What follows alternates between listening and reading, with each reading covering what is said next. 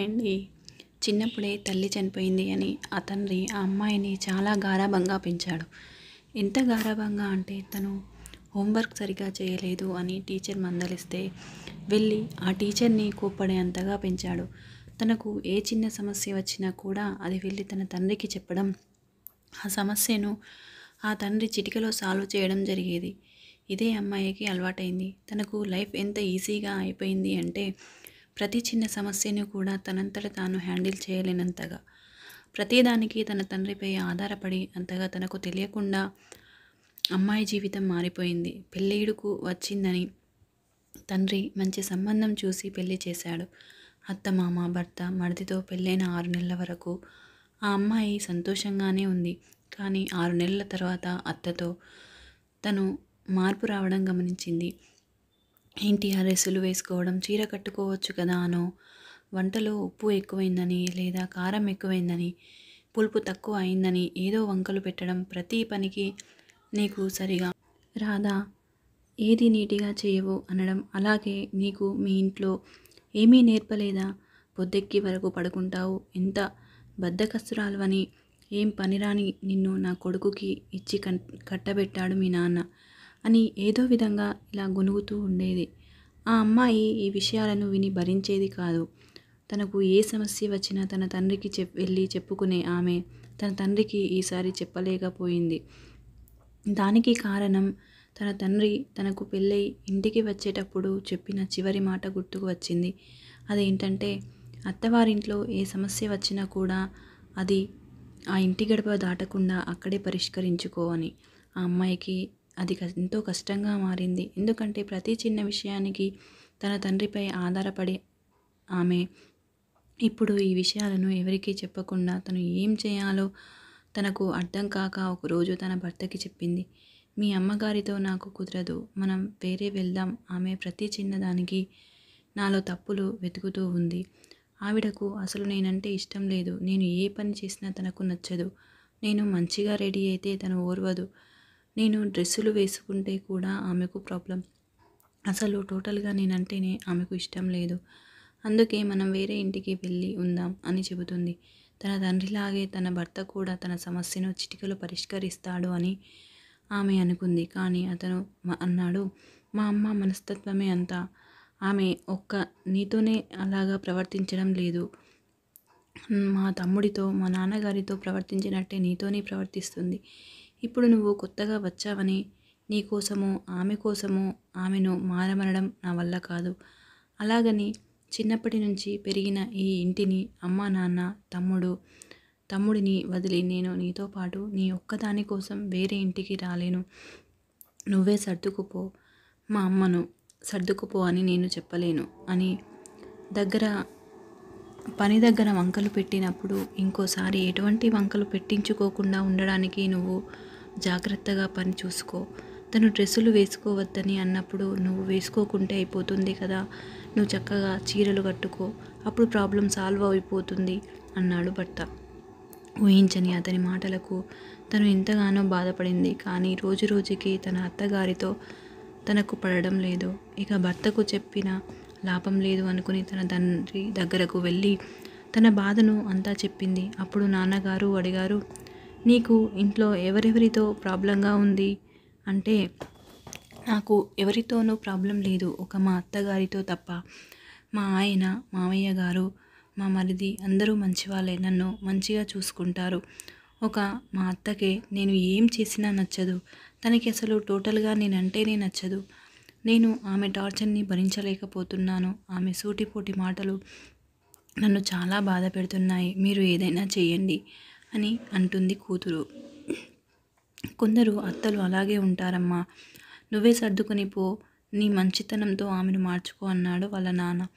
లేదు నాన్న, నువ్వు కూడా అలా అంటావు అనుకోలేదు. నేను ఆవిడతో పడలేను.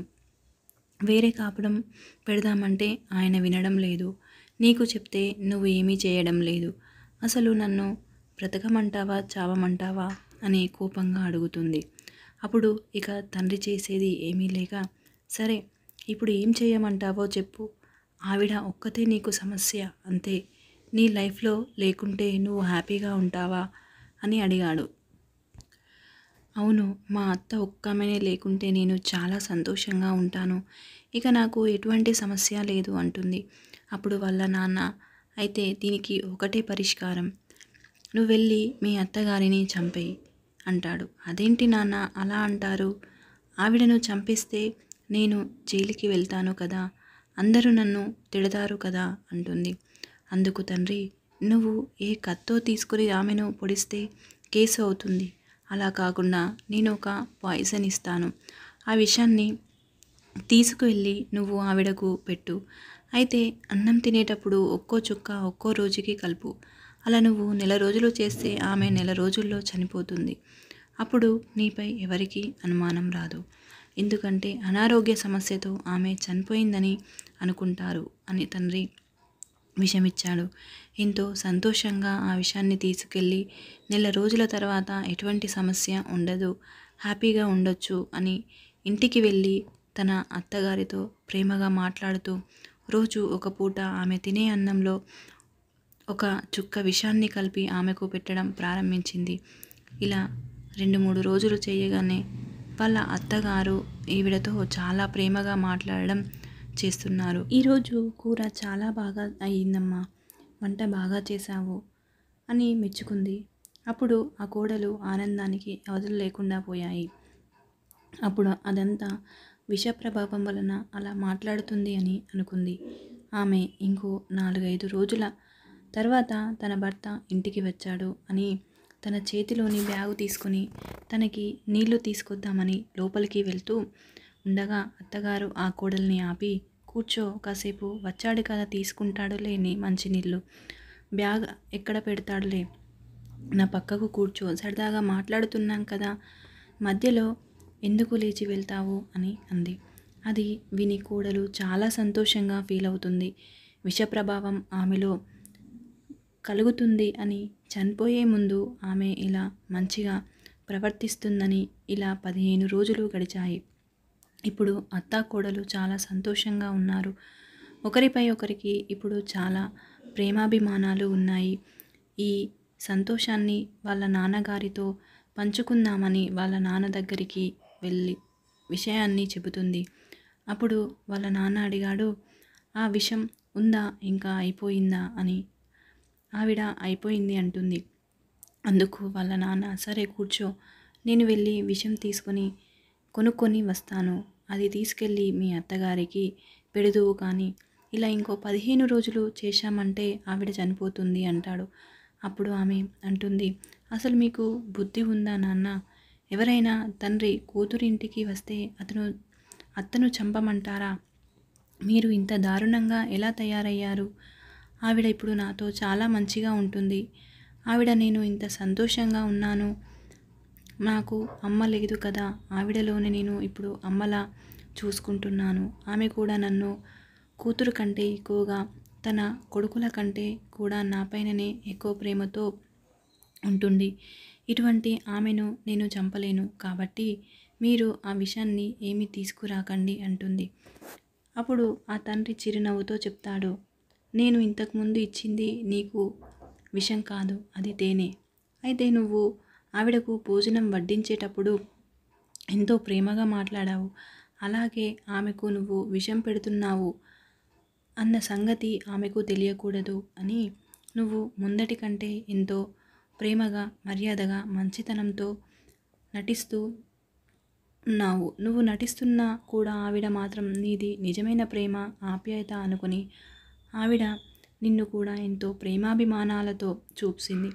ఇలా మీ ఇద్దరి మధ్య మనస్పర్ధలు తొలగిపోయాయి అన్నాడు ఆ తండ్రి.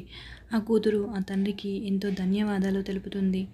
తన తొందరపాటు వలన తన తండ్రి ఒకవేళ విషం ఇచ్చి ఉంటే తన అత్తగారు చనిపోతే తను జన్మలకు తొలగిపోని పాపాన్ని మూటగట్టుకునేది అని. అసలు అత్తలు కూడా ఒక పట్టి కోడలే కదా.